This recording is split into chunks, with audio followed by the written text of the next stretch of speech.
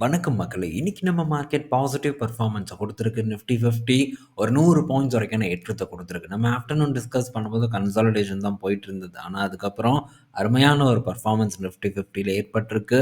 இதுக்கு மெயின் ரீசனே வங்கி பங்குகள் தான். பேங்க் நிஃப்டி கிட்டத்தட்ட 440 பாயிண்ட்ஸ் வரைக்கான ஏற்றத்த குடுத்து இன்னைக்கு டேவ கம்ப்ளீட் பண்ணியிருக்கு. இன்னைக்கு எஃப்ஐஐஸ் அண்ட் டிஐஐஸ் 2 பேருமே பாசிட்டிவ்ல தான் இருக்காங்க. ஆனா, எஃப்ஐஐஸ் பார்க்கும்போது ஒரு 440 கோடிக்கு வாங்கியிருக்காங்க. பட் நல்லாவே ஆக்டிவா இருந்திருக்காங்க. Buy value and sell value பார்க்கும்போது கணிசமான ஒரு வேல்யூ நம்பர் வந்து இருக்கு. ஸோ ஆக்டிவா இருக்காங்க. பட் நெட்டா பாசிட்டிவ்ல இருக்கிறதே ஒரு நல்ல விஷயம். ஆனா தொடருமா அப்படிங்கிறது தான் நம்ம பொறுத்திருந்து பார்க்கணும். ஆல்ரெடி லாஸ்ட் 2 வீக்ல மட்டும் பார்த்தீங்கன்னா, ஒரு 13,000 கோடிக்கு வந்து வித்திருந்தாங்க. ஸோ இப்போ ஒரு ஒரு பாசிட்டிவா வந்து ஓப்பன் பண்ணியிருக்காங்க இந்த 3வது வாரத்த. இது தொடர்ந்து இருக்குமா? இல்ல திரும்ப இந்த வாரத்தில விப்பாங்களாங்கிறத வெயிட் பண்ணி பார்க்கணும். ஆனா அதுக்குள்ள நிஃப்டி 50 பார்த்தீங்கன்னா, ஸோ திரும்பவும் 26,000 தாண்டி ஒரு க்ளோசிங்க பார்த்தீங்கன்னா வச்சிருக்கு. ஸோ இது நிஃப்டி 50க்கு ஒரு நல்ல விஷயம் தான். ஸோ சின்னதா ஒரு ஒரு சரிவ குடுத்து ஒரு ரெக்கவர போஸ்ட் பண்ணியிருக்கு. இத்தனைக்கும் இந்த ஒரு ஏற்றத்தில எஃப்ஐஐஸோட பங்களிப்பே இல்ல. ஸோ விரைவில் நிஃப்டி 50யும் புது உச்சத்த தொடும் அப்படிங்கிற ஒரு எதிர்பார்ப்பு பெரிய அளவுக்கு வந்து இருக்கு. தொடுமாங்கிறத மட்டும் நம்ம பொறுத்திருந்து வந்து பார்ப்போம். அடுத்தது பார்த்தீங்கன்னா, ஸோ இன்னைக்கு டே அப்டேட்குள்ள வந்து நம்ம போவோம். முதலாவது அப்டேட் வந்து ஸோ ஜப்பானோட ஜிடிபி வந்திருக்கு. லைட்டா பார்த்தீங்கன்னா, ஒரு சறுக்கல் ஏற்பட்டிருக்கு 0.4% வரைக்கி. ஸோ என்ன ரீசன்னு பார்க்கும்போது, இந்த அமெரிக்காவோட டாரிஃப் ஹிட்டு தான் இவங்களுடைய இந்த ஜிடிபி ஹிட்டுக்கு ஒரு காரணமா இருந்திருக்குன்ட்டு ஒரு டேட்டா வந்து குடுத்துருக்காங்க. ஸோ எக்ஸ்போர்ட் வால்யூம் பார்க்கும்போது ஒரு 1.4% பார்த்தீங்கன்னா குறைஞ்சிருக்கிறதாவும் ஒரு டேட்டா வந்திருக்கு. இது ஜப்பான் மார்க்கெட் பற்றியான ஒரு அப்டேட்டு. பட் இருந்தாலும் இந்த ஜப்பான் மார்க்கெட்டும் ஒரு நல்ல உச்சத்தில தான் இருக்கு. ஸோ அமெரிக்காவும் நெறைய ஃபேவர் பார்த்தீங்கன்னா ஜப்பானுக்கு பண்றாங்க. ஜப்பான் மட்டும் சும்மா இல்ல. அவங்களும் நெறைய ஃபேவரா அமெரிக்காவுக்கு பண்ணிட்டு இருக்காங்க. பணத்த கொண்டு போய் அங்க கொட்டிட்டும் வந்துட்டு இருக்காங்க. ஸோ அடுத்தது நம்ம நாட்டோட எக்ஸ்போர்ட் அண்ட் இம்போர்ட் டேட்டா பார்த்தீங்கன்னா வந்திருக்கு.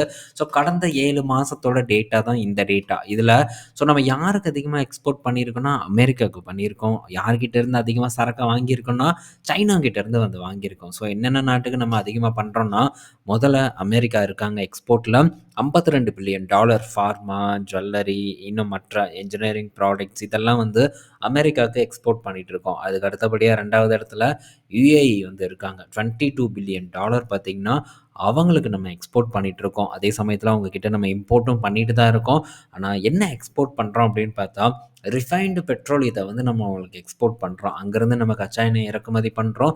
ஸோ ரிஃபைன் பண்ணி அவங்களுக்கே வந்து விக்கவும் வந்து செய்றோம். அதுபோக ஜுவல்லரீஸும் பார்த்தீங்கன்னா, யுஏஇக்கு நம்ம எக்ஸ்போர்ட் பண்ணிட்டு இருக்கோம். நெதர்லாந்துக்கு ஒரு $12 பில்லியன் மதிப்பிலான எக்ஸ்போர்ட் பார்த்தீங்கன்னா, நம்ம பண்ணிட்டு இருக்கோம். இந்த 7 மாசத்துல மட்டும் பண்ணியிருக்கோம். இதுவும் பெட்ரோலியம் ப்ராடக்ட்ஸா தான் வந்து இருக்கு. சைனாக்கும் நம்ம எக்ஸ்போர்ட் பண்ணியிருக்கோம். பட் அதோட வேல்யூ இங்க மென்ஷன் பண்ணல. கெமிக்கல், மினரல் அதுக்கப்புறம் என்ஜினியரிங் எக்யூப்மென்ட் இந்த மாதிரியான விஷயங்கள் எல்லாம் நம்ம சைனாக்கு எக்ஸ்போர்ட் பண்ணியிருக்கோம். இதே இம்போர்ட்ன்னு பார்க்கும்போது சைனால இருந்து $74 பில்லியன் நம்ம இம்போர்ட் பண்ணியிருக்கோம். எனக்கு தெரிஞ்சு சைனாக்கு நம்ம பெரிய வேல்யூலலாம் எக்ஸ்போர்ட் எல்லாம் பண்ணியிருக்கிறதுக்கான வாய்ப்பு ரொம்ப வந்து கம்மி தான். பட் சைனால இருந்து பெரிய அளவுக்கு இறக்குமதி நம்ம தொடர்ந்து பண்ணிட்டே தான் இருக்கோம். ஸோ இடத்துல சைனா வந்து இருக்காங்க. 2வது இடத்துல யுஏஇ இருக்காங்க. $40 பில்லியன் அளவுக்கு சரக்கு நம்ம அங்கருந்து வாங்குறோம். இதில மெயினா பார்த்தீங்கன்னா, இந்த கச்சா எண்ணெய் தான் நம்ம வாங்கிட்டு இருக்கோம். அடுத்தது ரஷ்யா இருக்காங்க. ரஷ்யால நம்ம ஆயுத தளவாடங்கள் வாங்குறோம். கூடவே இப்போ ஆயிலும் பார்த்தீங்கன்னா, அங்கருந்து தான் வாங்கிட்டு இருக்கோம். $36 பில்லியன் நம்ம ரஷ்யால இருந்து வந்து இறக்குமதி பண்ணியிருக்கோம். ஸோ பெரிய ஒரு வணிகமா இருக்கு. நான் கூட இவ்வளோ இருக்குன்னு நான் எக்ஸ்பெக்ட் பண்ணல. இதுக்கு தான் அமெரிக்காக்காரன் பார்த்தீங்கன்னா, கொதிச்சுட்டு இருக்கான் போல. ஏன்டா அதிகமா எங்க நாட்ல தான் நீ வந்து வித்துட்டுருக்க. ஆனா எங்க கிட்ட இருந்து நீ எதுவுமே வாங்க மாட்டேங்கிற. ரஷ்யா கிட்ட இவ்வளோ பிசினஸ் பண்ணிட்டு இருக்கியா? அப்படிங்கிற ஒரு கடுப்புல பார்த்தீங்கன்னா, அமெரிக்காக்காரன் இருக்கான் போல. ஸோ பார்ப்போம். இப்ப நம்ம அமெரிக்கா கிட்டயும் கொஞ்சம் அதிகமா வந்து வாங்க ஆரம்பிச்சிருக்கோம். ஸோ இதனால அமெரிக்கா கொஞ்சம் சாந்தம் அடைவாங்க. நம்ம மேல ஏதாச்சும் ஒரு ரிலீஃப குடுப்பாங்க அப்படிங்கிற ஒரு நம்பிக்கை இப்போதைக்கு பார்த்தீங்கன்னா, இந்த ட்ரேட் டீல் பேச்சுவார்த்தையில போயிட்டுருக்கு. ஸோ என்ன நடக்குதுங்கிறத நம்ம வெயிட் பண்ணி வந்து பார்ப்போம். ஸோ அடுத்தது அப்படின்னு பார்க்கும்போது, திரும்ப இன்ஃபோசிஸ் நாராயணமூர்த்தி அவரோட வேலைய வந்து ஆரம்பிச்சுட்டாரு. ஸோ இப்ப என்ன வந்து திரும்பவும் சொல்லியிருக்காருன்னா, அதே கத தான். ஸோ 72 மணி நேரம் பார்த்தீங்கன்னா, ஒரு வாரத்துக்கு நம்ம வேலை செய்யணும் அப்படின்ட்டு ஒரு விஷயத்த பார்த்தீங்கன்னா பேசிட்டு இருக்காரு. எதுக்கு இந்த தேவையில்லாத வேலைன்னு தெரியல.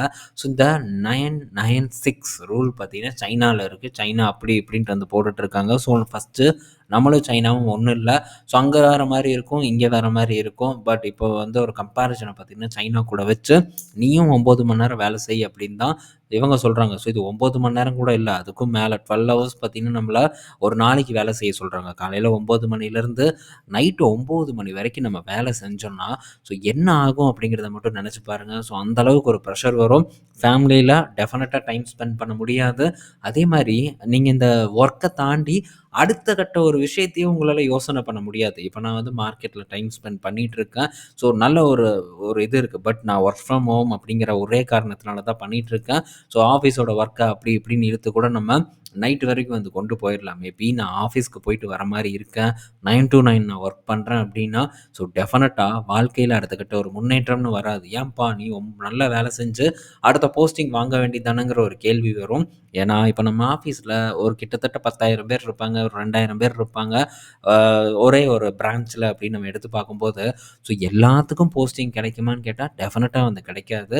ஸோ போஸ்டிங் வாங்குவது ரொம்பவே வந்து கடினமான ஒரு செயல்.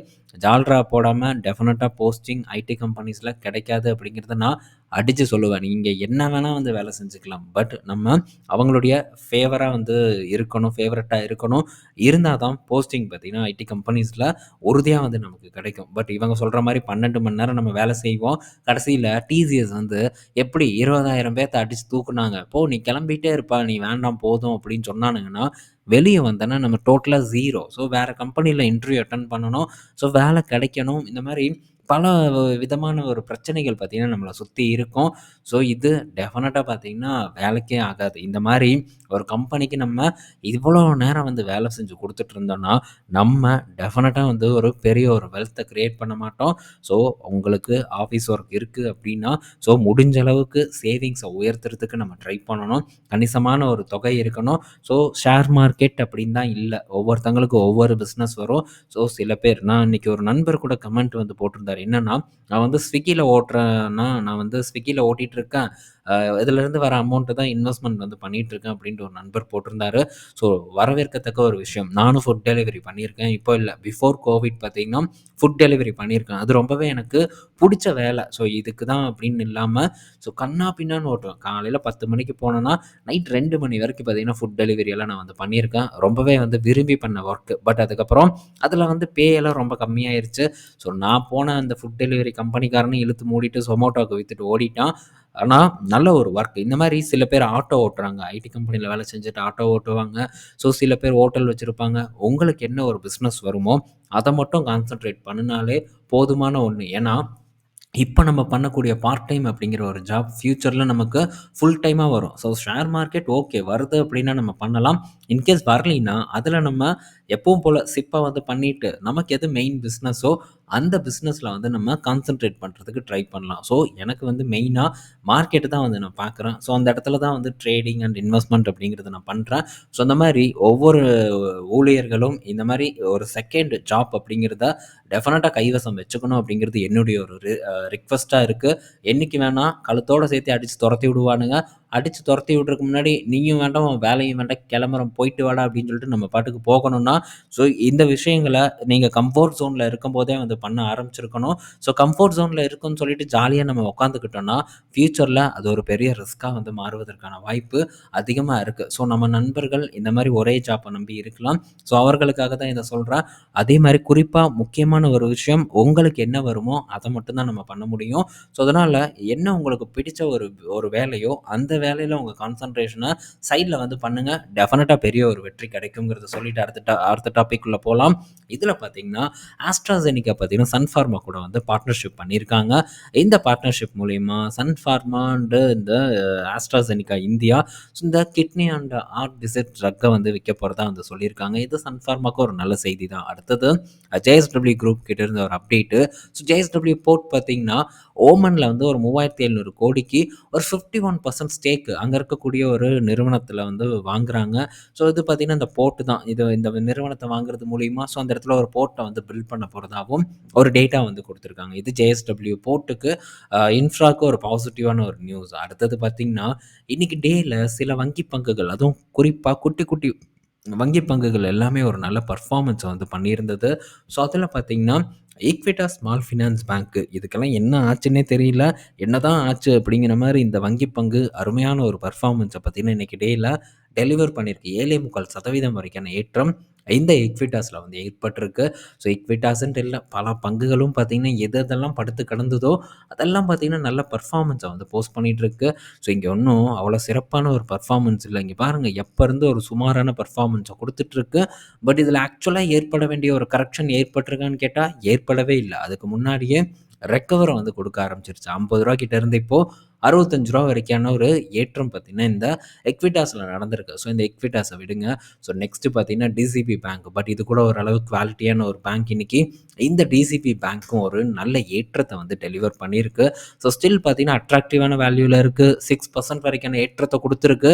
ஸோ இவங்களுடைய பெர்ஃபார்மன்ஸ், அசெட் குவாலிட்டியா இருக்கட்டும், ப்ராஃபிட் குரோத்தா இருக்கட்டும், 2மே கணிசமா பார்த்தீங்கன்னா, உயர்ந்து வந்துட்டு இருக்கிறத நம்மளால இந்த இடத்துல வந்து பார்க்க முடியுது. யார் மேனேஜ் பண்றா, என்ன ஏதுன்ட்டுலாம் நமக்கு தெரியல. பட் இதெல்லாம் எப்படி மிஸ் பண்ணேன் அப்படிங்கிறது எனக்கும் வந்து தெரியல.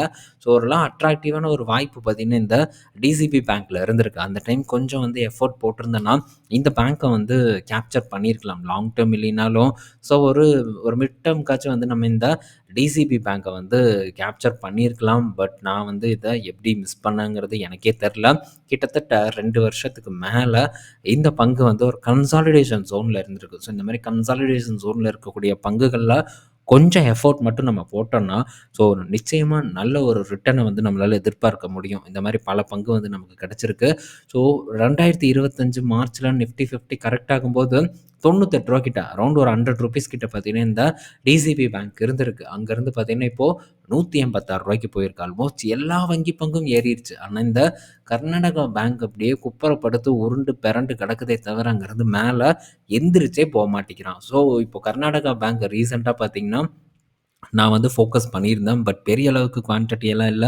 ஸோ எல்லா பேங்க்கும் ஏறுது, இதுவும் ஏறும் அப்படிங்கிற ஒரு ஃப்ளூக்ல பார்த்தீங்கன்னா, இந்த வங்கிய நான் வந்து தேர்வு பண்ணியிருந்தேன். அந்த அப்டேட்டும் உங்ககிட்ட நான் ஷேர் பண்ணியிருந்தேன்.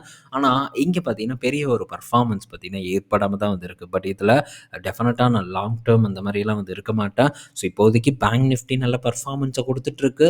ஸோ இந்த மற்ற சின்ன சின்ன வங்கி பங்குகள், இன்னும் மிட் சைஸ் வங்கி பங்குகள் எல்லாமே ஒரு அருமையான பெர்ஃபார்மன்ஸ குடுத்துட்டுருக்கு. அத கருத்தில் கொண்டு தான் இத வந்து நான் ஃபோக்கஸ் பண்ணியிருக்கேன். பார்ப்போம், இங்க ஏதாச்சும் ஒரு பெர்ஃபார்மன்ஸ் வந்து ஏற்படுதான்ட்டு. பட் பெரிய அளவுக்கான ஒரு அமௌண்ட் எல்லாம் இல்ல. ஜஸ்ட் சின்ன ஒரு அமௌண்ட் தான் வந்து இந்த கேடிகேல வந்து போட்டிருக்கேன். ஸோ பெர்ஃபார்மன்ஸ் வருமா அப்படிங்கிறத நம்ம வெயிட் பண்ணி பார்க்கணும். ஏன்னா ஒவ்வொன்னும் பார்த்தீங்கன்னா, நம்ம எதிர்பாராத நேரத்தில வந்து ஏற்பட்டுட்டு இருக்கு ஏற்றம் அப்படிங்கிறது. தமிழ்நாடு மெர்கன்டைல் பேங்க் சிவனேன்னு கிடந்தான் ரூ. 420 இப்ப அவன் பார்த்தீங்கன்னா, ஒரு ரூ. 100 மேல ஏறி ட்ரேட் ஆயிட்டு இருக்கான். ஸோ இவனும் ஏறலாம் அப்படின்னு நான் நினைக்கிறேன். பட் இது கம்ப்ளீட்டா பார்த்தீங்கன்னா, இந்த பேங்க் நிஃப்டியோட சென்டிமெண்ட்ட பேஸ் பண்ணி தான் இந்த ஒரு டிசிஷனே வந்து நான் இப்போ எடுத்திருக்கேன். ஸோ என்ன நடக்குதுங்கிறத நம்ம வெயிட் பண்ணி வந்து பார்ப்போம். இந்த வீடியோல நம்ம பல இன்ஃபர்மேஷன் பத்தி டிஸ்கஸ் பண்ணியிருப்போம். பயனுள்ளதா இருக்கும்னு நான் நினைக்கிறேன். நாளைக்கு இன்னொரு ஒரு வீடியோல நம்ம மீட் பண்ணுவோம். பாய் மக்களே!